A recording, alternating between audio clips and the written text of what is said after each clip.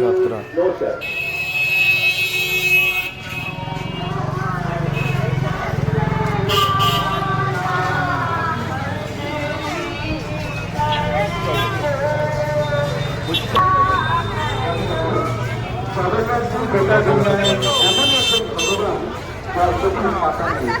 তার কৃপাদৃষ্টি তিনি এক সেকেন্ডের জন্য বন্ধ রাখতে চান না।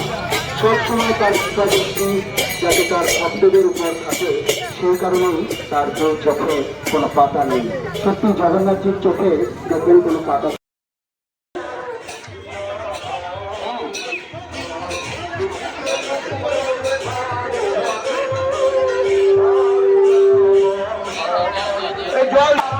জল দে জল দে।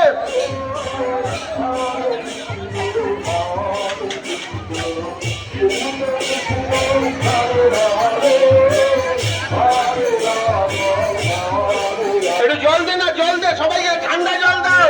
জল বাতাসা, এই জল বাতাসা শ্রীরামপুরের ইতিহাস। 628 বছরের যে মাহেশের রথ, সেই রথ দেখতে দূর দূরান্ত থেকে মানুষ আসে। তখন শ্রীরামপুর বাসীরা তাদেরকে জল বাতাসা খাইয়ে তাদের আতিথেয়ত করে। এটাই শ্রীরামপুরের কালচার, এটাই। তাই আমরা এই শ্রীরামপুরে জল বাতাসা এবং ঘুগনি সবাই